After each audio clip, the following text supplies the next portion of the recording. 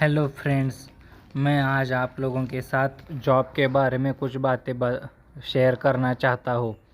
तो आप लोग सभी ध्यान से देखना आखिरी तक, तब आपको समझ में आ जाएगा।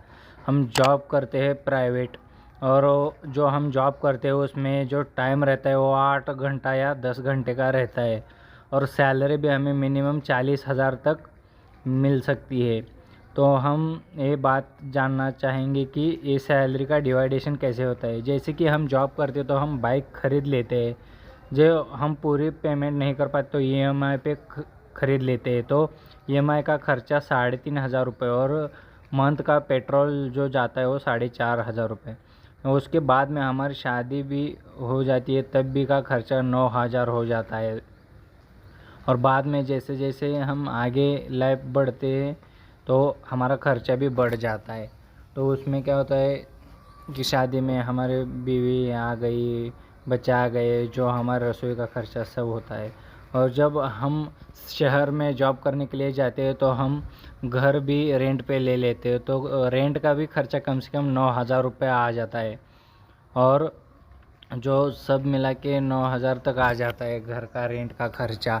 उसके बाद जो हमारी फैमिली रहती है, शादी होने के बाद जो बच्चे हो जाते हैं या वो बच्चों का खर्चा होता है, जैसे कि उनके खिलौनों का खर्चा, जैसे कि कपड़े, खिलौने और घूमना फिरना, उनको हॉस्पिटल का खर्चा भी आता है उसमें। ये सब खर्चा मिला के 4 या 5,000 तक आ जाता है।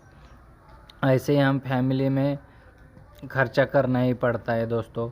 उसके बाद हमारे बच्चे स्कूल में जाने लगते हैं, तो स्कूल में जाने लगते हैं तो आपको पता ही होगा कि उनका बैग्स का खर्चा, उनके बुक खरीदनी पड़ती है, फीस रहती है अलग अलग, और अदर भी खर्चा रहता है, अदर क्लॉथ्स रहते हैं। इसमें इन सब में से कम हमारा खर्चा 6,000 रुपये तक तो चला ही जाता है।